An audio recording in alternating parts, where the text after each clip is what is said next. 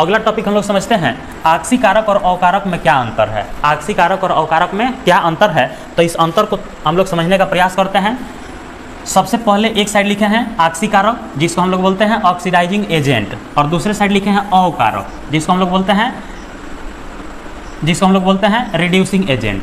तो अवकारक और आक्सी कारक में क्या अंतर है, थोड़ा सा इसको समझ लेते हैं। सबसे पहला अंतर ये है, यह अन्य पदार्थों से इलेक्ट्रॉन ग्रहण करता है। ये बात अभी हम ऊपर बताए हैं कि आक्सी कारक जो होते हैं ये क्या करते हैं, इलेक्ट्रॉन को ग्रहण करते हैं, माने इलेक्ट्रॉन लेते हैं। अवकारक क्या करते हैं, इलेक्ट्रॉन प्रदान करते हैं, माने इलेक्ट्रॉन देते हैं। अभी इधर ऊपर क्या बताए हैं, इलेक्ट्रॉन को ये क्या करते हैं, देते हैं। किसी अन्य पदार्थ को इलेक्ट्रॉन को त्याग करते हैं, यहाँ लिखा है ना, इलेक्ट्रॉन का त्याग करते हैं, माने इलेक्ट्रॉन देते हैं। तो ये हो गया पहला अंतर कि आक्सी कारक जो होते हैं ये इलेक्ट्रॉन को लेते हैं और अवकारक जो है इलेक्ट्रॉन को देते हैं।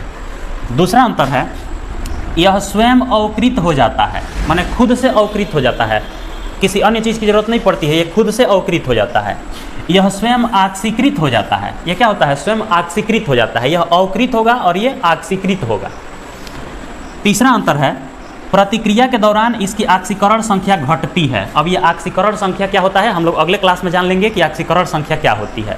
तो इसमें क्या होगी कि आक्सीकरण संख्या घटती है, लेकिन इसमें क्या होगा कि प्रतिक्रिया के दौरान आक्सीकरण संख्या बढ़ती है। इसमें आक्सीकरण संख्या घटती है, माने कम होती है। इधर क्या होती है, आक्सीकरण संख्या बढ़ती है, बढ़ जाती है। अगला अंतर है, यह अन्य पदार्थों का आक्सीकरण करता है। यह अन्य पदार्थों का क्या करता है, आक्सीकरण करता है, मतलब ऑक्सीजन से जुड़ के कुछ नया बनाता है, या हाइड्रोजन का त्याग करके कुछ नया बनाता है। तो ये अन्य पदार्थों को आक्सीकरण करता है। यह अन्य पदार्थों को अवकरण करता है, क्या करता है, अवकरण करता है, माने ऑक्सीजन उससे बाहर निकलता है या हाइड्रोजन जुड़ जाता है, तो ये किसी अन्य पदार्थों का अवकरण करेगा और ये क्या करेगा, आक्सीकरण करेगा। अगला अंतर है, यह ऑक्सीजन जोड़ता है या हाइड्रोजन हटाता है। ये बात हम लोग पहले भी जान चुके हैं। आक्सी कारक में क्या होता है कि ऑक्सीजन जुड़ेगा और हाइड्रोजन बाहर निकलेगा। इसमें ठीक इसके उल्टा होगा, इसमें हाइड्रोजन जुड़ता है और ऑक्सीजन हटाता है, मतलब ऑक्सीजन, इसमें क्या होगा कि हाइड्रोजन जुड़ेगा और ऑक्सीजन बाहर निकलेगा। इसके ठीक उल्टा ये होता है और इसके उल्टा ये होता है। इसमें क्या होगा, ऑक्सीकरण में क्या होगा कि ऑक्सीजन जुड़ेगा, हाइड्रोजन निकलेगा। इसमें क्या होगा, हाइड्रोजन जुड़ेगा, ऑक्सीजन निकलेगा। इसका एग्जाम्पल क्या हो सकता है, जैसे ऑक्सीजन हो जाएगा, ओजोन हो जाएगा, हाइड्रोजन वर्ग के जो तत्व होते हैं जैसे क्लोरीन, ब्रोमीन, आयोडीन, ये सब हो जाएंगे। पोटेशियम परमैंगनेट हो जाएगा। किसके उदाहरण हो जाएंगे, आक्सी कारक के उदाहरण हो जाएंगे, जो हम लोग पीछे भी पढ़ चुके हैं।